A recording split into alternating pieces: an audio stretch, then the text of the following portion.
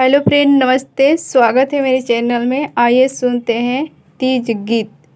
कहाँ से आवी शिवा जोगिया त हाथ में डमरुआ ले हो सखी। कहाँ से आवे गौरा मैया हाथ में सिनुरवा लिहले हो।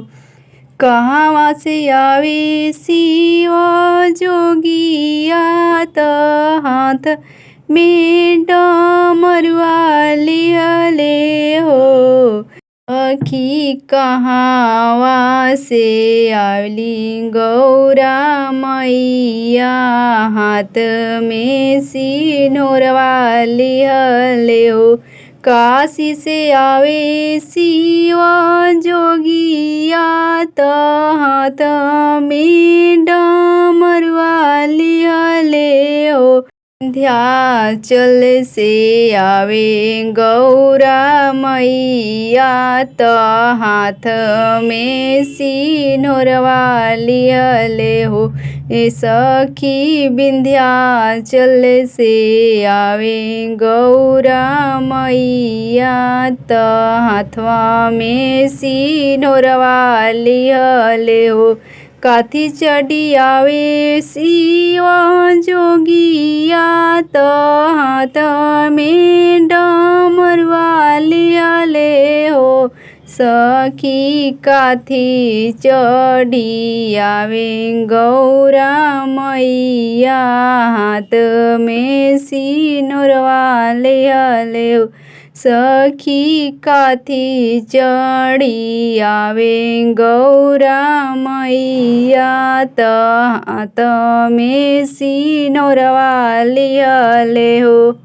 नंदी चढ़ी आवे शिवा जोगिया त हाथ में डमरुआ लिहले हो। सखी सिंह चढ़ी आवे गौरा मैया हाथ में सिनुरवा लिहले हो। सखी सिंह चढ़ी आवे गौरा मैया त हाथ में सिनुरवा लिहले हो। कहाँ बैठबो शिवा जोगिया त हाथ में डमरुआ लिहले हो। सखी कहाँ बैठबो गौरा मैया त हाथ में सिनुरवा लिहले हो। सखी कहाँ बैठबो गौरा मैया त हाथ में सिनुरवा लिहले हो।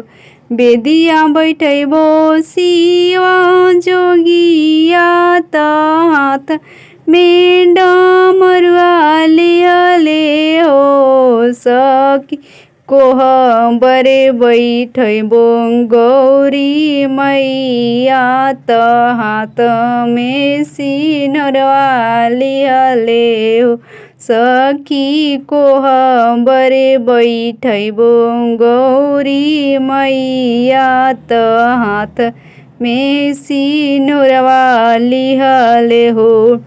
काये खिलैबो शिवा जोगिया त हाथ में डमरुआ लिहले हो। सखी काये खियैबो गौरी मैया त हाथ में सिनुरवा लिहले हो। भंगिया खिलैबो शिवा जोगिया त हाथ में डमरुआ लिहले हो। सखी खीरवे खियैबो गौरी मैया त हाथ में सिनुरवा लिहले हो।